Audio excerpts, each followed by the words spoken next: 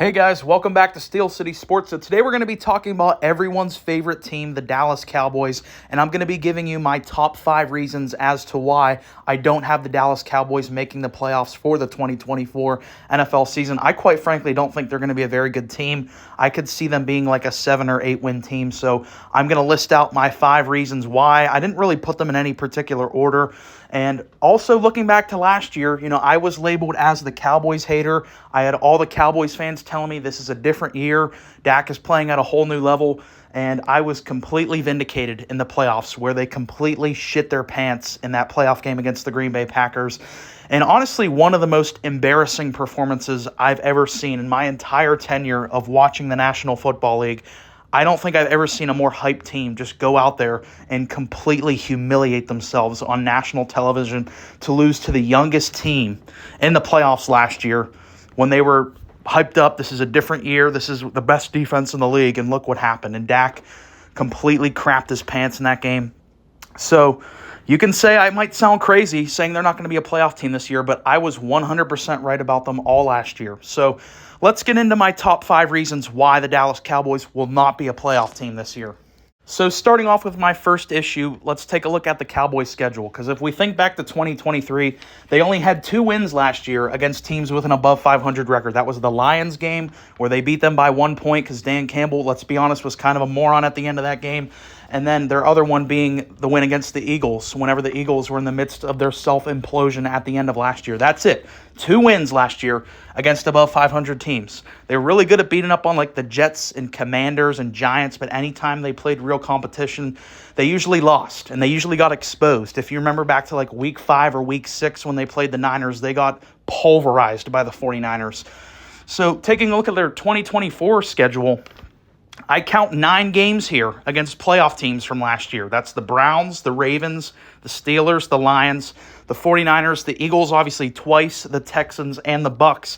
And I also highlighted 2 other teams that are probably going to be good, a lot better in this upcoming year, being the Falcons and the Bengals. So that's 11 games right there that they could realistically lose because, like we just said, any time last year they played real competition, they usually lost. My second issue for the Cowboys is when you look at the career of Dak Prescott, anytime he does not get 100-plus rushing yards from his running backs, he wins about 30% of his games. So that means Dak is extremely reliant on his run game. He always has been in his 8 or 9 year career. So who do they have at the running back position? Let's take a look at their running back room, which I think you can realistically argue is the worst running back unit in the entire National Football League. They have Ezekiel Elliott coming off his worst year as an NFL player. He was god-awful last year with the Patriots. That's their lead back. Then they also have Rico Dowdle and Royce Freeman. That's their running back room right now. And like we said, if he doesn't get 100-plus rushing yards from his running backs, he wins about 30% of his games. You think that running back room is going to be consistently getting 100-plus games?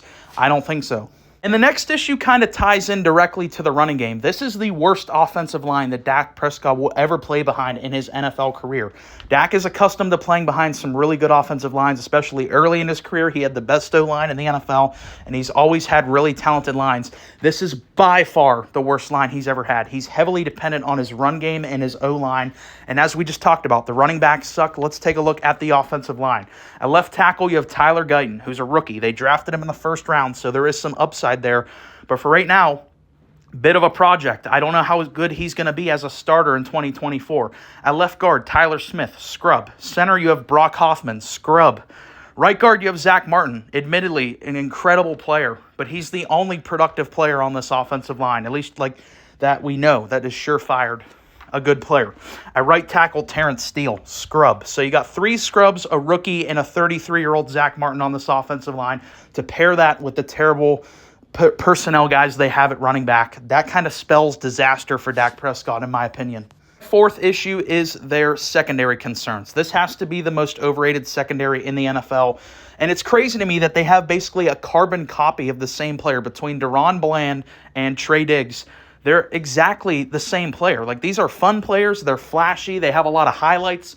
But in terms of man-to-man coverage, these guys are usually burnt toast. They get destroyed anytime they're put in direct man-to-man coverage. particularly Trayvon Diggs, who goes for the big plays, goes for the interceptions. I get it on paper, and eye test, it looks fun to get the picks. But in man-to-man coverage, they're both very questionable. And it's okay to have one of those guys out there, to have a playmaker out there who takes the big risks, as long as on the other side of the field you have a true lockdown man-to-man guy like Stephon Gilmore, like they had last year. Now they don't have that. Stephon Gilmore's gone. So now you have two guys that consistently get burned in man-to-man coverage, and that really worries me. And that's a big reason why the Cowboys usually do get exposed in those big games, is Trey Diggs or DaRon Bland are just not equipped to play man-to-man coverage, and they get burnt. We saw that time after time in that Packers game with DaRon Bland, where they were going at DaRon Bland because he just couldn't stay in man coverage. So quickly to summarize that, like I said, it's okay to have one of those guys if you do have a man, shutdown guy on the other side. They don't have that. They have two playmakers, so that worries me with them getting burnt consistently. At number 5, I have Mike McCarthy is on the hot seat. He's going into this season on the final year of his contract, which is basically unheard of in the NFL for a head coach to go into a season without an extension. And I think Jerry Jones, everyone knows why Jerry Jones hasn't given Mike McCarthy the contract extension, because I think they would honestly have to get to the NFC Championship game for Mike McCarthy to keep his job. That's the only way I see him staying around, because they've been a great dominant regular season team under Mike McCarthy, but they've time after time embarrassed themselves in the playoffs, and Mike McCarthy is a big reason for that. Not knowing what the fuck he's doing with clock management and being an overall game manager, he is one of the worst in the NFL at that. He's a fine play caller. I'd say he's like league average at that, but in terms of managing the game, he might be the worst head coach in the NFL at that. And like we said, realistically, what would the Cowboys have to do for this guy to keep his job? And I think if they got off to a bad start, which is really possible because we already talked about their schedule, he could be gone by the midway point of this season, and you'd have an interim head coach for the Cowboys. So there's a lot of tension there with McCarthy.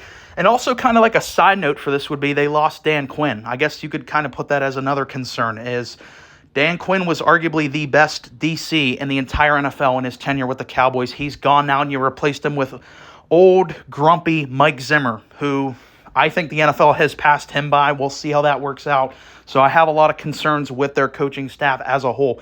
That has been my 5 reasons why the Cowboys will not make the playoffs in the 2024 NFL season. Of course, go ahead and let me know all your thoughts down in the comments. And if you made it this far, really appreciate it. Please like and subscribe.